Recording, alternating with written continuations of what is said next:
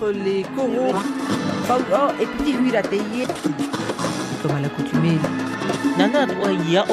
Somos de nouveau de sortir. Taratu arur arhei. L'oreille est hardie. Restez hardi, moussaillon, moussaillon, moussaillon. Patrice et Lydie Kozak.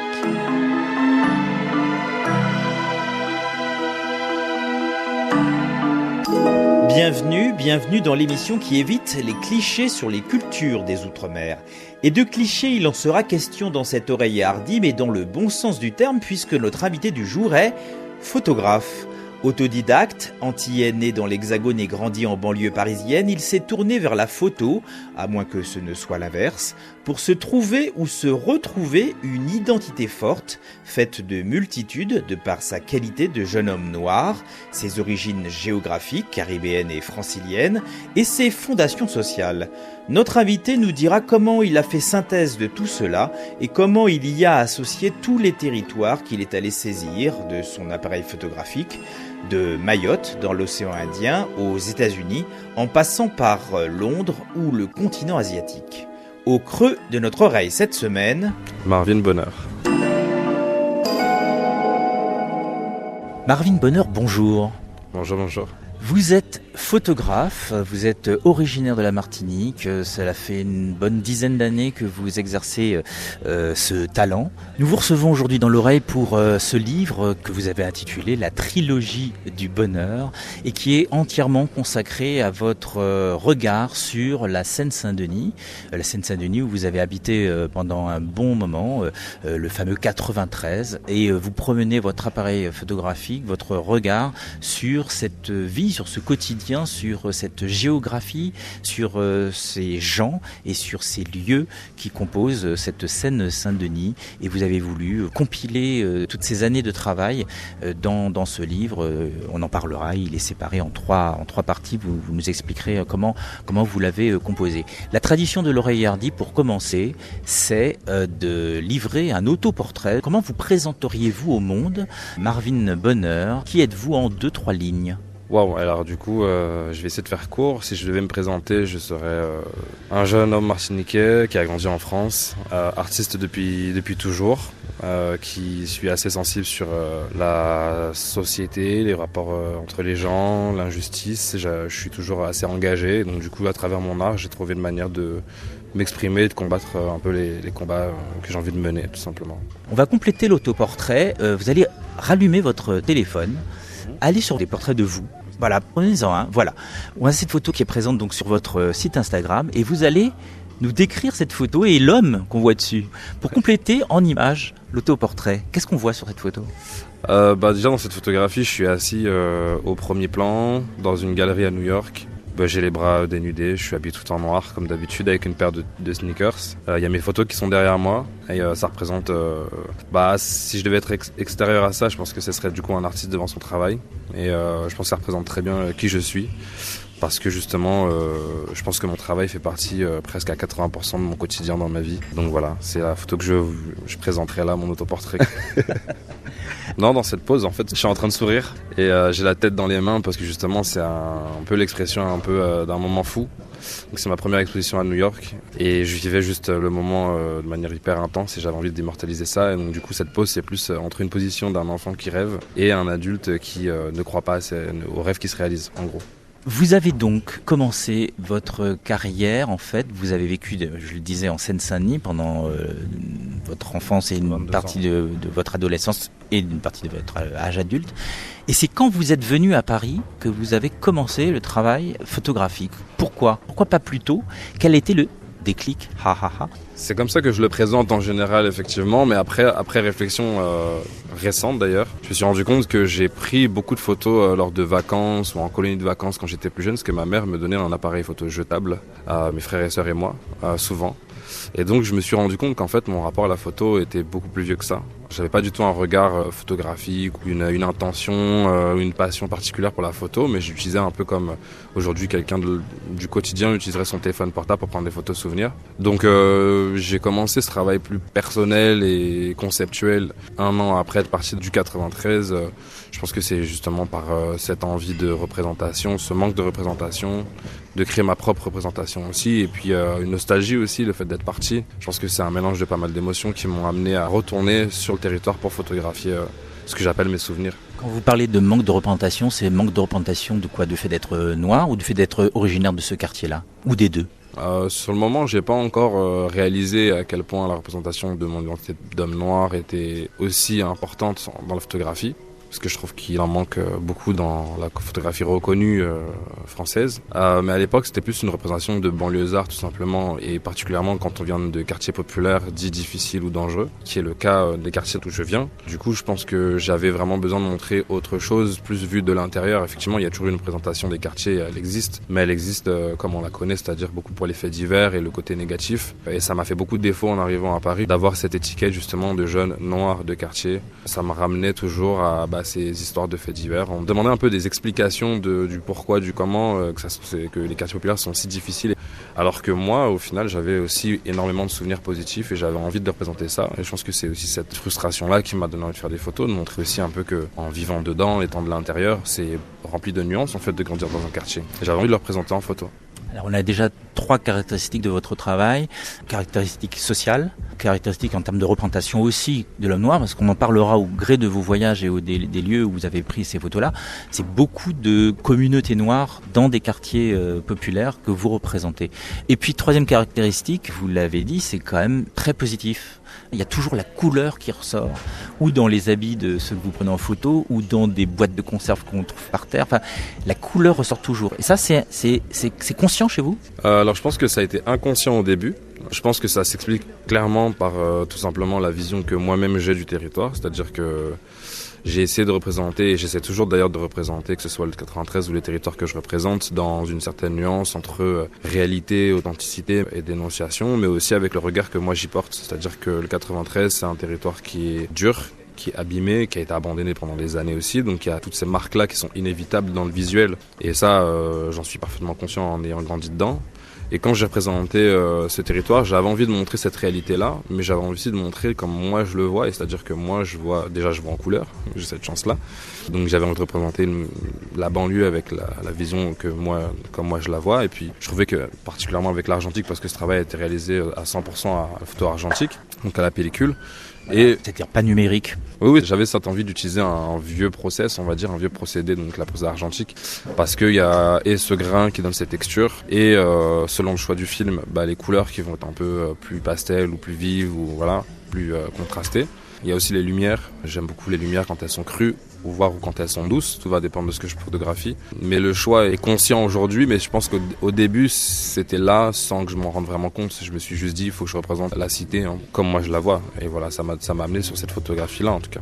Du coup, vos origines caribéennes, martiniquaises, comment est-ce qu'elles viennent s'insérer là-dedans? Je pense qu'au début, quand j'ai photographié le 93, en tout cas pour la première partie, j'avais pas du tout encore conscience que je devais aussi représenter mon identité de caribéen martiniquais. J'ai photographié vraiment la banlieue parce que c'est principalement là où j'ai grandi. Et c'est au 2e volet, donc où je parle un peu plus d'identité, de moments de vie et de culture, que j'ai décidé de me concentrer aussi sur la Martinique, parce que j'ai pris conscience que j'étais un jeune noir de banlieue, mais avant tout j'étais un jeune noir en France, et que c'est un pays blanc de base. Donc il y avait une histoire derrière, de mes parents, de mes grands-parents, et m'est venue l'idée aussi de représenter cette partie de moi, qui est une grande partie de moi aussi, qui est mon rapport à la Martinique, où je vais depuis que je suis petit, tous les 2 ans, tous les 3 ans, avec les congés bonifiés comme beaucoup d'enfants d'Antillais, parce que mes 2 parents travaillaient pour le service public. Et donc en allant aux Antilles, je me suis rendu compte aussi que j'avais tous ces souvenirs, comme les souvenirs que je photographiais dans la banlieue parisienne.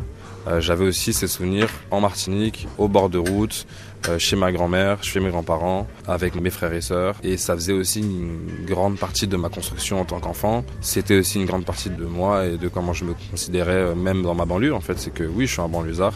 et je suis du 93, mais même au sein du 93 avec mes potes, chacun venait aussi d'un pays ou d'un autre, et du coup c'est vrai que moi souvent je revendiquais aussi le fait fièrement d'être antillais, quoi, d'être martiniquais. Le 972 je l'avais sur mon sac à dos en allant en cours, donc il y avait ça qui était là aussi, et j'avais besoin de photographier aussi ça. Puisque vous avez évoqué les deux premières parties du livre, encore une fois la trilogie du bonheur que vous avez édité, qui reprend l'ensemble de votre travail photographique lié principalement au 93. La troisième partie, donc la première s'appelait Alzheimer, la deuxième thérapie, et la troisième s'appelle Renaissance. Est-ce que les deux vous conduisent à celle-là? C'est-à-dire Renaissance, c'est ça y est, j'ai pris en compte tout ça en moi, et voici le travail que je peux fournir maintenant.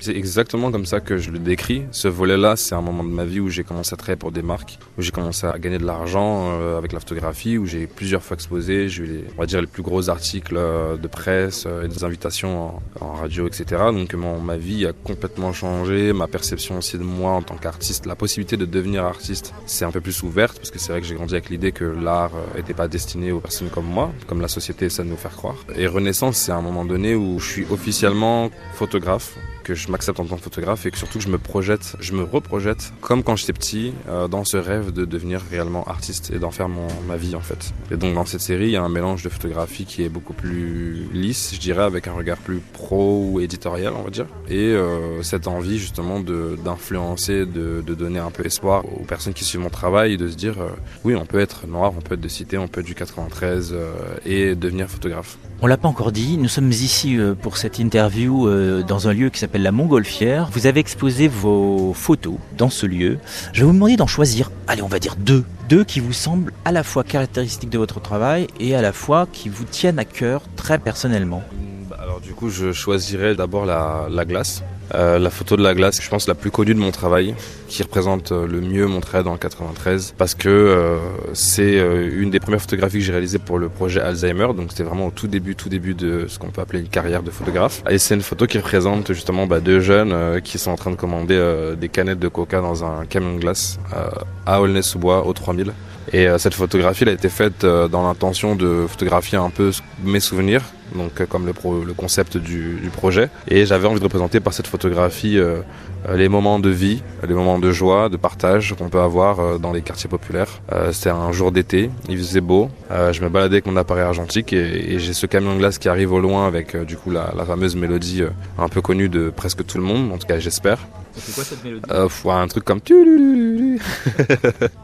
et donc il y a ces deux jeunes qui arrivent devant le camion et qui se serrent, et en fait j'avais pas prévu à la base de faire cette photographie là, mais en voyant la scène je me suis rendu compte de la normalité en fait, le quotidien et la beauté du quotidien qu'il peut aussi y avoir dans les quartiers, et je me suis dit que c'était parfaitement une scène qui pouvait représenter justement une grosse partie de mon enfance, de me balader avec mon pote, de prendre des canettes au camion de glace et d'aller se poser sur un muret pour parler de la vie et de l'avenir. Donc voilà, c'est une photo qui me parle beaucoup. Elle est aussi d'ailleurs dans le livre évidemment, du coup dans ce projet.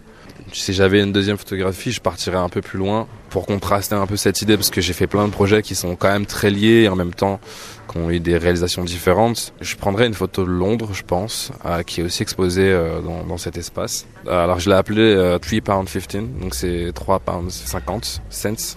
Et donc elle fait partie du travail This is London, qui est un projet que j'ai réalisé à Londres pendant 3 ans, où j'ai voulu un peu rencontrer la scène underground, marginalisée, quartier isolé de Londres, qui pouvait éventuellement ressembler à la jeunesse dans laquelle j'ai grandi dans le 93. Et donc durant 3 ans j'ai suivi plusieurs jeunes, et donc cette photographie a été réalisée lors d'une soirée où je photographiais un jeune rappeur qui s'appelle SQ Diesel, et en gros on discutait un peu, on était tous en train de parler pendant des heures, et à un moment donné un de nous a eu faim et a proposé d'aller chercher un poulet, un fried chicken, donc un poulet frit avec des frites, et donc on est parti en voiture chercher, et cette photographie elle me parle beaucoup parce que c'est un moment justement où je me suis rendu compte à quel point on était similaires, malgré la distance, malgré le changement de langue, culturel aussi. On retrouvait toujours un peu ces mêmes réflexes dans les quartiers populaires, d'avoir ce groupe de potes qui se baladent, qui parlent de tout et de n'importe quoi. Ça parle de filles, ça parle de foot, ça parle de la vie, de la politique, avec le niveau de connaissance qu'on peut en avoir. Et ça me faisait vraiment penser à mes potes jeunes du 9-3. Et voilà, c'est une photo qui me parle beaucoup. Et aussi le prix, c'est pour ça que je l'ai appelé 3,50 £. Parce que c'est aussi l'accès à la nourriture un peu fast-food, mauvaise pour la santé, mais accessible par son prix, qui se retrouve généralement justement dans ces quartiers, facile à emporter, à récupérer.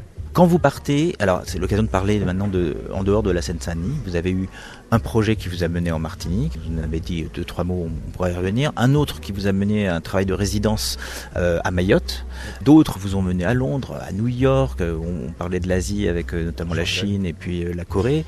À chaque fois que vous partez, alors c'est peut-être plus difficile en Corée, en Chine, mais à chaque fois que vous partez, il se trouve que vous ramenez beaucoup de photos liées à la communauté noire. Donc est-ce que vous le faites exprès d'aller rechercher ça, une espèce d'identité, votre truc d'homme noir qui a besoin d'avoir un effet miroir, ou est-ce que, encore une fois, c'est le hasard? Il y a un peu un mélange des deux. Et c'est un constat que j'ai pu faire il n'y a pas longtemps, en faisant un peu un bilan sur mon travail. Je constate effectivement qu'il y a une grande majorité de personnes noires dans mes photographies. Je pense qu'en premier lieu, c'était quelque chose d'instinctif, dans le sens où j'apprenais la photographie.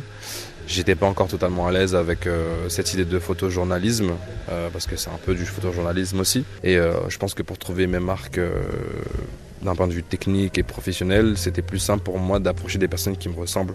Ça m'enlevait un peu une difficulté, une contrainte en plus, de devoir et aussi m'adapter à des autres cultures ou des personnes qui peuvent être différentes et du coup moins ouvertes à ma venue ou moins accueillantes. Donc je pense que ça s'est fait et naturellement. Et finalement, récemment, je pense qu'il y a cette envie aussi de représenter des gens qui me ressemblent, des personnes qui me ressemblent, parce que justement ce travail vient d'une frustration de mon enfance, de ne pas avoir été suffisamment représenté comme j'aurais voulu l'être. Et je pense qu'aujourd'hui, c'est ce qui me fait plaisir aussi, c'est ce qui me plaît, c'est de représenter ce que j'appelle les miens. Alors, je ne suis pas la personne la plus communautaire qu'on puisse rencontrer, très honnêtement.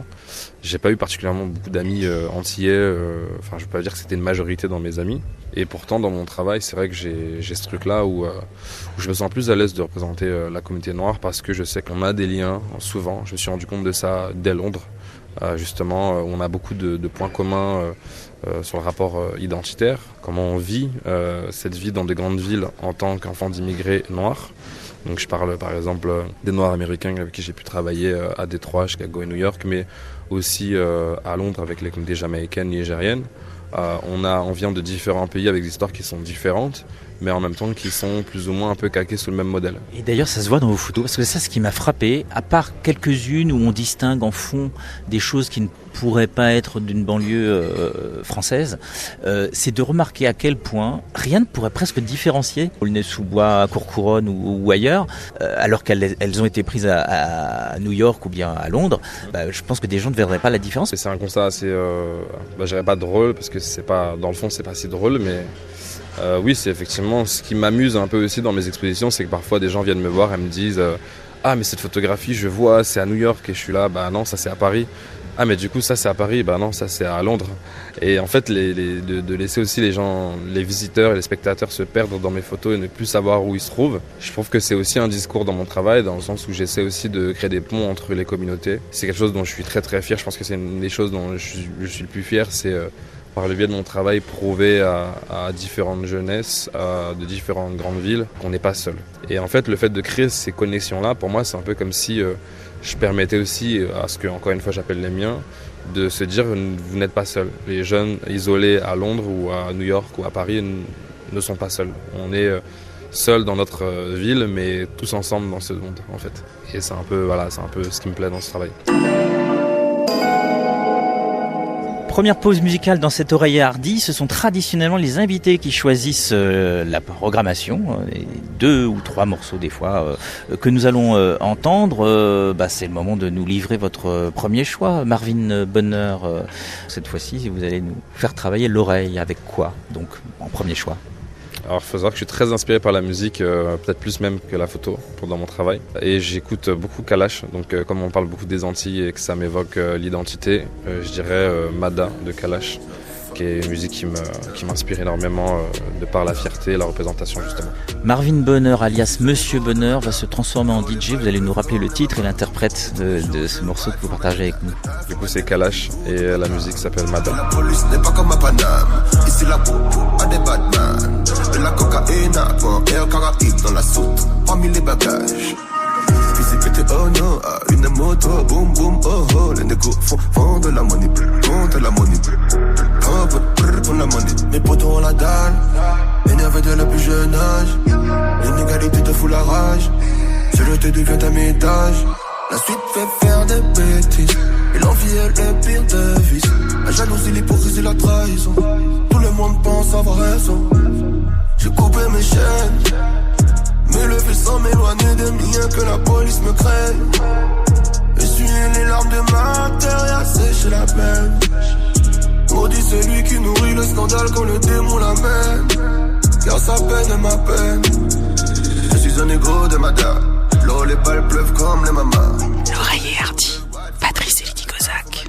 De retour auprès de notre invité Marvin Bonheur, Monsieur Bonheur de votre nom d'artiste, pour parler de votre livre La trilogie du bonheur. On va rapidement parler de deux moments de votre jeune carrière. C'est la Martinique et Mayotte. Alors commençons par la Martinique. Vous nous avez parlé du lien évident qu'il y a avec la Martinique, qui fait que vous êtes venu très souvent enfant puis ado, et puis ensuite vous avez voulu faire ce travail avec ces photos effectivement étonnantes. On voit tout à fait la résonance des quelques photos prises soit dans les communes, soit dans des quartiers qui sont les quartiers aussi populaires de certaines villes de Martinique. Quels ont été les sentiments au moment de prendre vos photos pour ce territoire qui vous est particulièrement proche? J'ai été très fier. J'ai un rapport avec mon identité de Martiniquais qui a été très complexe pendant longtemps, dans le sens où j'ai grandi à Paris. Pour ceux qui connaissent le rapport antillais locaux et antillais descendants d'immigration, des bibidums, qui est mes grands-parents, donc cette espèce de malaise qui s'installe tout de suite, de légitimité, j'ai envie de dire, à se présenter comme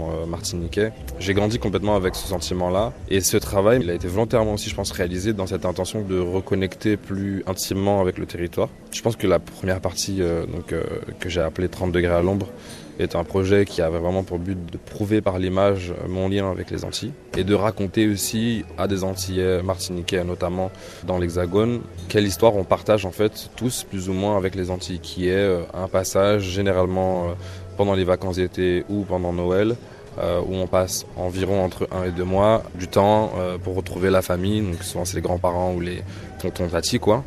Et c'est vraiment mon rapport à la Martinique, donc je suis très fier et j'avais envie de le représenter. Donc c'est ça qui m'a amené vraiment à faire ce travail, et voilà, je l'ai fait avec beaucoup d'intention, mais j'étais dans un flou immense. Je savais pas comment la population allait m'accueillir, je savais pas s'ils allaient accepter, si ça allait être bien vu aussi par ce que nous on appelle les locaux.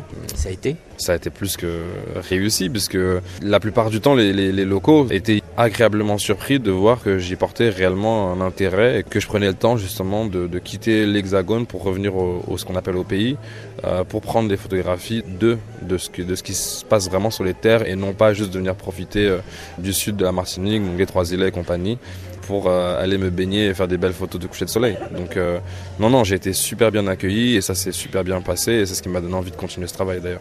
Mayotte, là, c'était autre chose. Vous êtes resté là-bas en résidence. Qu'est-ce que vous avez trouvé dans cette île de l'océan Indien qui soit entré en résonance avec vous, soit au contraire vous a marqué dans des différences? Alors Mayotte, ça a été un peu différent parce qu'effectivement, je suis parti du coup avec une résidence d'une association qui s'appelle Sadaka, qui a été créée par Julia Daka, qui est justement mahoraise d'origine, qui a grandi entre la Réunion et Mayotte.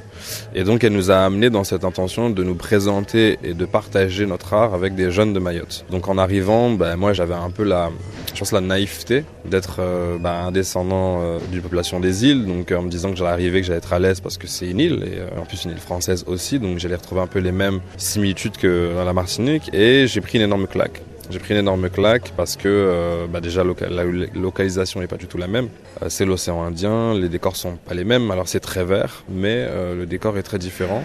Et ce qui m'a le plus marqué, c'est plutôt la situation géopolitique et économique de l'île, donc une pauvreté très flagrante qu'on peut ressentir assez rapidement en arrivant à Mayotte. Alors c'est pas toute la carte de Mayotte, mais c'est une grande partie, et c'est là où on était focalisé parce qu'on avait le projet justement de réaliser des workshops, des ateliers d'artistes avec des jeunes en situation difficile. Donc on a été vraiment confronté à cette jeunesse-là, un peu la jeunesse oubliée et abandonnée de Mayotte. Ça a été vraiment une expérience très très très très forte. Je pense que ça a été l'expérience la plus forte que j'ai pu avoir, et c'est le territoire qui m'a le plus marqué de loin par rapport à tous les endroits que j'ai pu visiter, explorer et photographier. C'est aussi le territoire qui m'a permis de vraiment renouer et de réaccepter et reprendre force et confiance à ce qu'on appelle la négritude. Je pense que c'est là où j'ai réellement pris conscience de qui j'étais et qui je voulais être et qu'est-ce que je voulais vraiment représenter et pour qui je voulais vraiment me battre. Ça a été vraiment un voyage qui m'a énormément marqué. J'ai trouvé là-bas des jeunes qui étaient extrêmement motivés, qui avaient des vies qui étaient très difficiles, mais malgré ça, gardaient la tête haute. C'est là où ça m'a rappelé beaucoup le peuple martiniquais. J'y ai trouvé aussi l'héritage colonial qu'on a aussi dans nos îles, avec tout ce qui va avec, et donc du coup une population qui se bat avec ça aussi. Donc ça m'a vraiment renforcé en tout cas avec la Martinique, le fait d'avoir été à Mayotte. Je me suis dit, ah oui, il faut vraiment qu'on fasse des choses pour nos îles, parce que y a des îles comme Mayotte par exemple qui ont encore plus subi cet héritage colonial. C'est l'heure de votre deuxième choix musical, Marvin Bonheur. Alors après Kalash, on part vers quelle autre contrée musicale avec votre deuxième choix? J'ai choisi 007 Sheik, qui est une artiste du New Jersey, un son qu'elle a fait qui s'appelle Cocoon, et j'adore le clip. C'est surtout le clip qui m'a fait aimer la musique, parce que c'est les jeunes justement du New Jersey, cette énergie de jeunesse, et ça m'a donné beaucoup d'inspiration et d'envie de photographier les États-Unis à la suite de ce clip-là. Donc voilà, c'est un son que j'écoute beaucoup en ce moment d'ailleurs, parce que je reviens des États-Unis, et c'est une musique que j'ai beaucoup écoutée pendant mon séjour.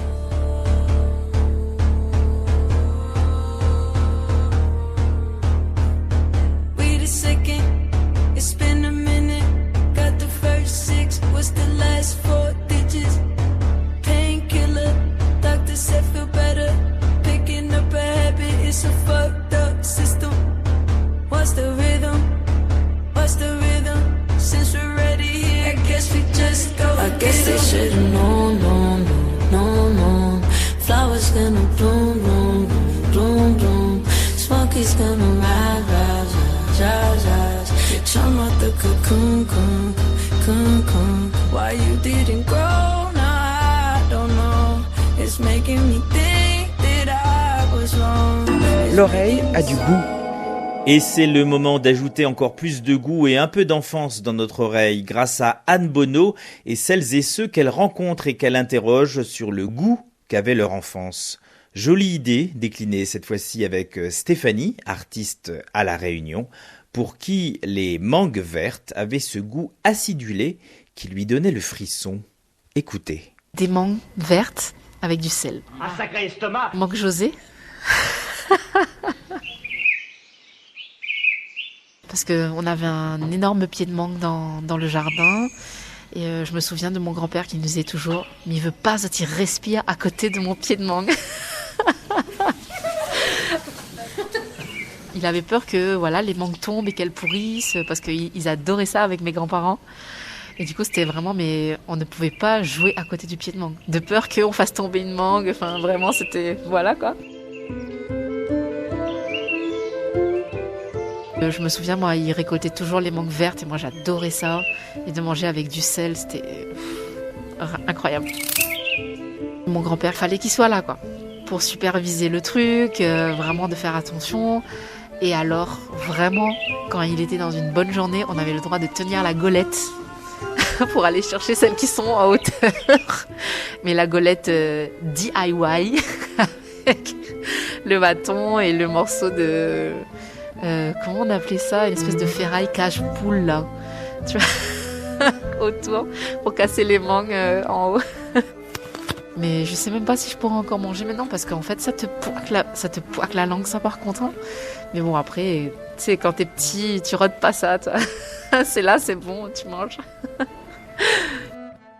L'oreiller hardi, Patrice et Lydie Kozak. Marvin Bonheur, je vais vous poser des questions relativement courtes. Qu'est-ce que pour vous un bon photographe? Un bon photographe, comme une bonne photographie, c'est quelqu'un qui arrive à exprimer parfaitement ses pensées et partager les émotions et les messages qu'il a envie de communiquer à travers sa photographie. C'est quoi un bon cadre? Je pense qu'il faut faire attention à ses plans, que son sujet soit lisible, qu'il y ait une lumière qui vienne apporter une lecture simple. Je parle vraiment de lisibilité, dans le sens où un bon cadrage, c'est avant tout un sujet qui est bien visible dans sa photographie, peu importe le choix de cadrage en vrai. Pour vous, est-ce qu'une bonne photographie doit être regardée dans son ensemble ou on a le droit de zoomer sans aucun problème? Ou est-ce que c'est un vrai, comme un tableau, un vrai truc d'ensemble, quoi? Alors je suis complètement autodidacte et pas particulièrement fan de photographie ou passionné, donc je suis aussi anti-code, donc je n'aurai pas d'avis particulier sur la question, puisque pour moi chacun fait comme il veut, et je pense que la photographie c'est de l'art et l'art c'est la liberté, et pour moi ça veut dire que chacun la lit comme il a envie en fait, tout simplement. Il n'y a pas de devoir ou de règles particulières. En tout cas, on peut se plonger à l'envie dans votre livre qui s'intitule La trilogie du bonheur. Vous nous rappelez l'éditeur? C'est édité par C Éditions. Et juste pour nous donner rendez-vous, prochaine exposition ou en tout cas projet d'envergure, ce sera quoi? Alors je travaille sur 2 projets actuellement, donc tout ce travail fait aux États-Unis, donc entre la ville de Détroit, Chicago et New York, et un travail depuis 1 an dans la ville de Shanghai où j'ai fait déjà 2 séjours. Donc j'ai projet de réaliser un livre photo pour chacune des séries et probablement une exposition sur le courant de l'année 2025. J'ai aussi d'ailleurs normalement une exposition au musée de l'immigration, durant une exposition qui s'appelle Banlieue chérie, si je dis pas des bêtises. Merci beaucoup d'avoir accepté notre invitation, d'avoir mis vos mots et vos images au creux de notre oreille cette semaine. Rendez-vous la semaine prochaine pour un nouveau numéro de L'Oreille Hardy. En attendant, pour réécouter cette émission, vous pouvez vous rendre sur lapremière.fr. Vous pouvez vous abonner aussi à L'Oreille Hardy en vous connectant aux différentes plateformes de podcast. Les temps sont parfois difficiles, mettez un peu de culture dans vos vies. N'hésitez pas, ça fait du bien. Rendez-vous la semaine prochaine. Restez hardy, moussaillon. À très bientôt.